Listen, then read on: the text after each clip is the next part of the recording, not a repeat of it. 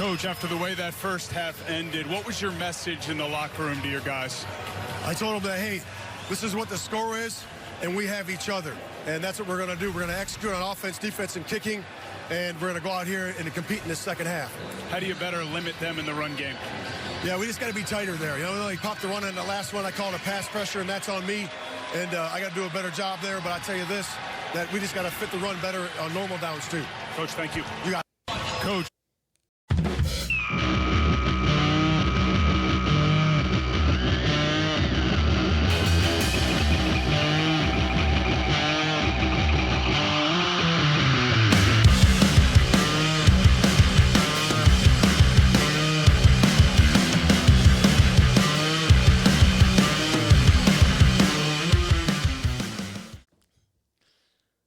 So the group chats were blowing up during the game Sunday.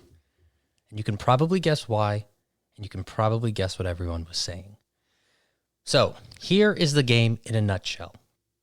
Bears get pinned on the 1-yard line. They get a penalty in the end zone that led to a safety, a punt that looked like an onside kick, and then Arizona brings in the backup quarterback on us to close the game. We haven't even mentioned the Hail Mary light that happened at the end of the second quarter, this time of the running variety. I mean, you're left with a feeling of what is even positive that we can take away from this game. After Sunday's loss to the Cardinals, the Bears are now 500 with a 4-4 record. So, what did we learn about the Bears this week? We learned that this team is cooked.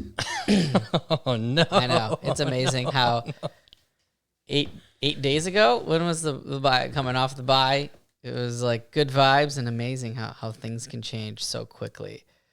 You know, and like, look, they're 500. Saying that they're cooked could be an exaggeration, but yeah, literally, nothing has gone well really the last 2 weeks. Even like the week leading up to the game was a weird one, right? After the Hail Mary and Tyreek Stevenson and those videos coming out of him not paying attention, right? And having to deal with all of that. I don't know if they dealt with it the best way. I mean, look at all the weird stuff that came out. The players calling out the coaching staff publicly, right? Saying, would have been beneficial if we called a timeout there. I don't know why we weren't pressing on the last play. Like, you know, I don't know what we were doing. And then you get Caleb's dad's tweet. What did his father say? So his father retweeted one of the Commander defensive coaches being asked about the Hail Mary, and he goes, I didn't watch it. I was too busy being pissed off that we'd just given up a go-ahead touchdown, and I was pissed off about that. He retweeted that, and he put like hashtag great coaching, hashtag accountability for the Commanders coach, and then he ended up deleting it. So could have been a veiled shot at the Chicago coaching staff, because that whole week, you know, they weren't painted in a good light. They weren't painted in a light that showed that they were holding themselves accountable, right? They were saying they, you know, suspended Tyreek or didn't suspend Tyreek, or we're going to bench him. And it's basically like, well, you guys also screwed up, but you're not really taking any accountability for it. And then what else happened? The Ben Johnson report was leaked that week. So I forgot. I think it was Albert Breer.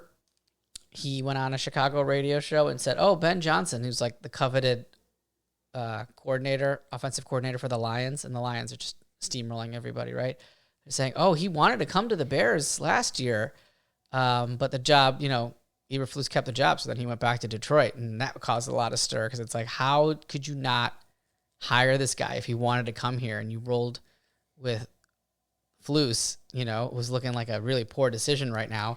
So then that came out, and then right before the game, Jay Glazer had a report saying when Tyreek found out that he was being benched, he like left practice, which turned out to be like not totally the case. Sure. But it was just a weird week, and Flus and the staff really needed the Cardinals game to go well. Yeah. And it really did not.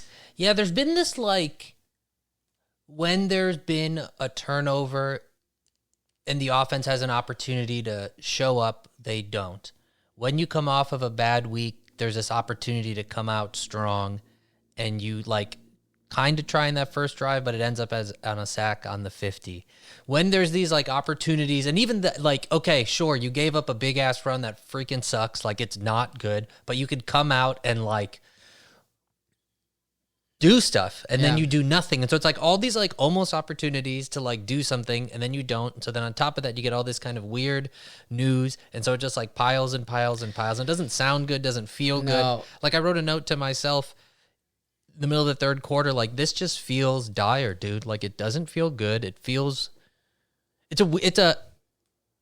we were sort of sitting in the middle of this roller coaster of like good vibes, bad vibes, good vibes, bad vibes, positive, we're looking great. And then like, it's all like when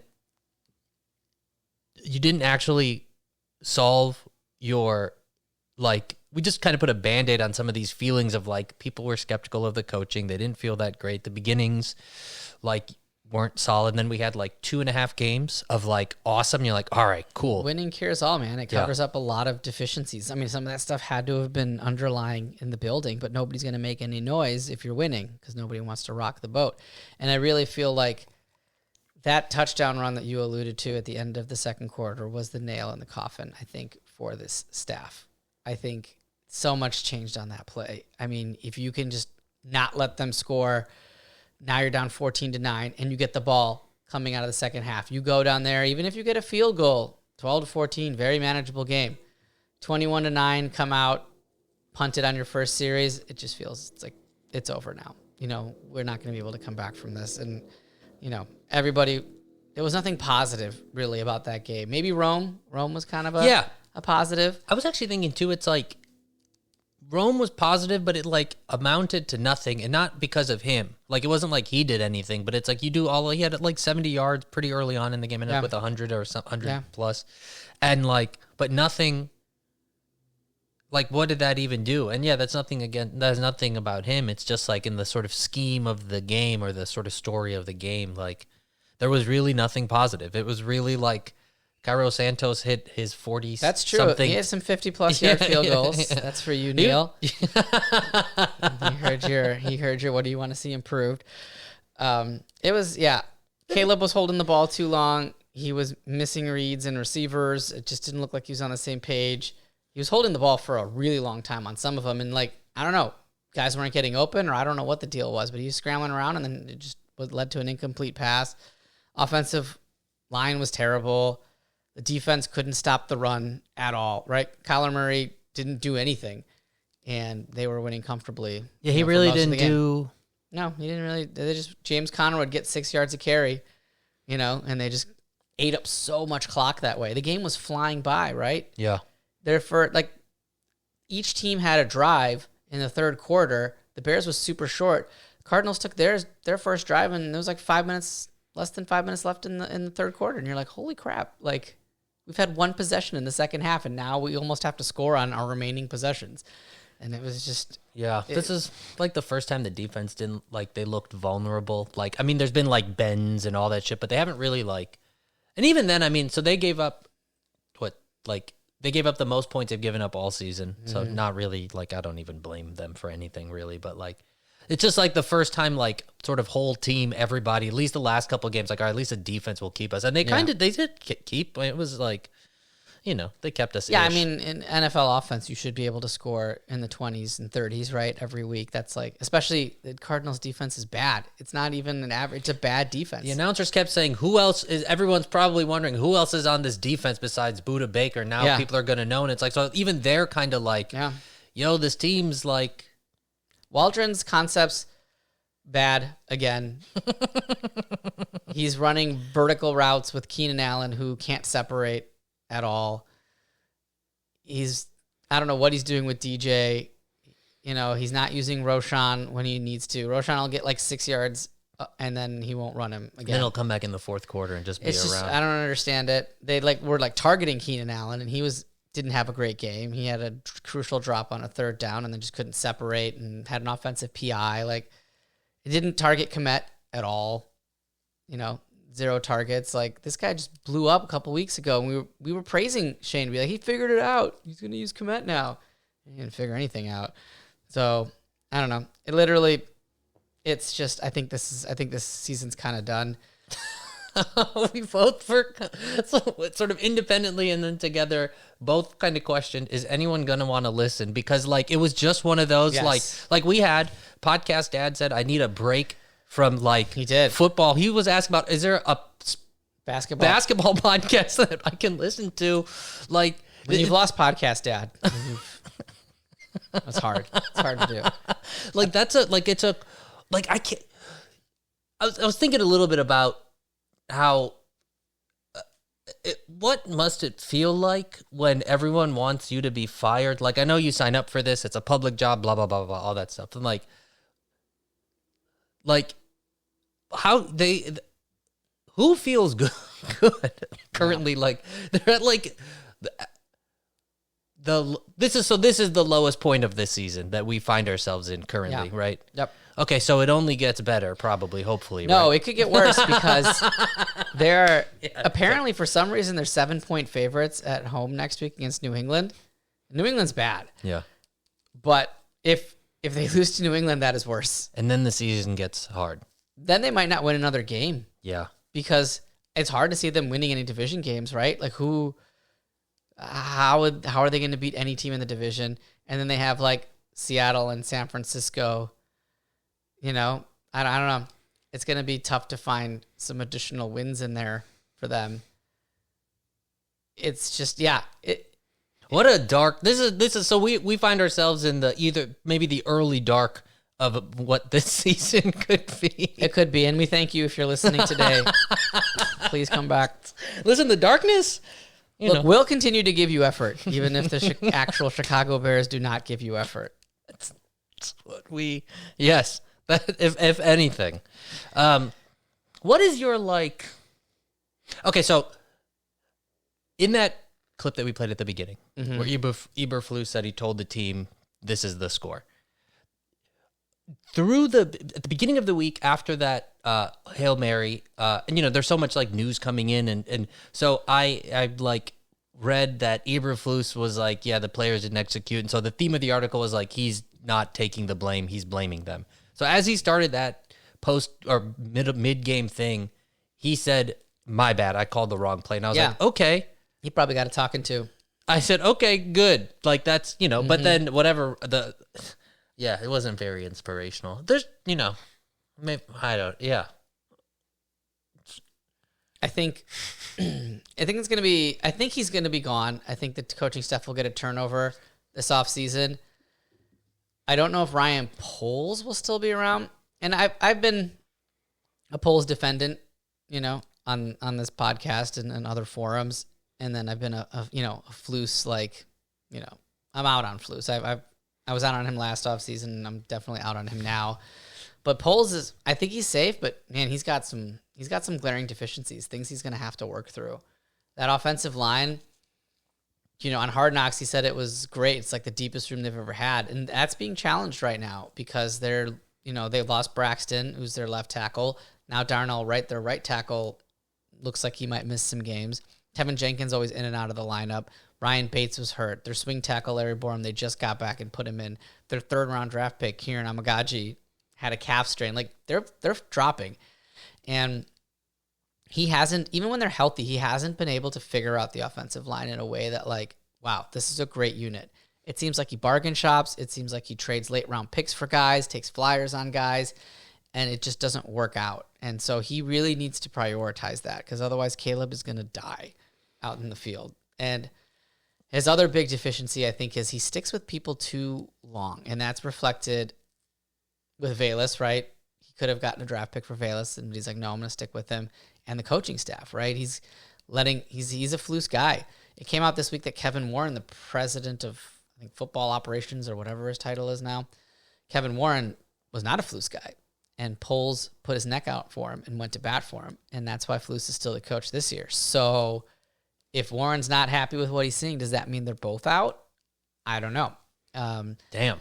I think Poles has some goodwill to win back from the fan base. I think everybody had Poles color glasses. Maybe not everybody, but a lot of people did. Because, the Montez Sweat deal was good. He found some hidden gems. He fleeced Carolina, which is really his big claim to fame, right? Because that landed him a whole bunch of talent that he wouldn't have had otherwise. But some of his decisions are backfiring on him, including Matt Eberflus, and especially if this Ben Johnson report is true and they don't end up getting him next offseason, he's going to have some work to do. I mean, if you look at the Vikings, for example, their general manager, Kwesi, is hired the same year that Poles was hired. And look where the two franchises are right now. The Vikings are, 6-2, 7-2, whatever their record is. And the Bears are still rebuilding. And the Vikings look like, oh, man, they could make a run, and it's because they got the head coach right. And the Bears didn't and have been stubborn about it. So, I don't know. It's tough. It's tough for Poles. And it's also hard. They always do things so out of order. Yeah. And we talked about that, right, earlier, where, if we go back, Nagy, he inherited Mitch Trubisky, wasn't really his guy. But then Flus inherited Justin, not really his guy. So if they fire Flus, they bring somebody else in. That guy didn't inherit Caleb, right? It's just they keep doing things out of order. Yeah. And they're never on the same page with what needs to happen. He was supposed to be our breaker of chains. He was supposed to be our breaker of chains. And he still could be, I guess. I mean, it's you watch we're doing such moment to moment things, and football's so interesting. We're there's only 17 weeks, and so you're like games, whatever. Yeah, 17 games, and it just everything means so much.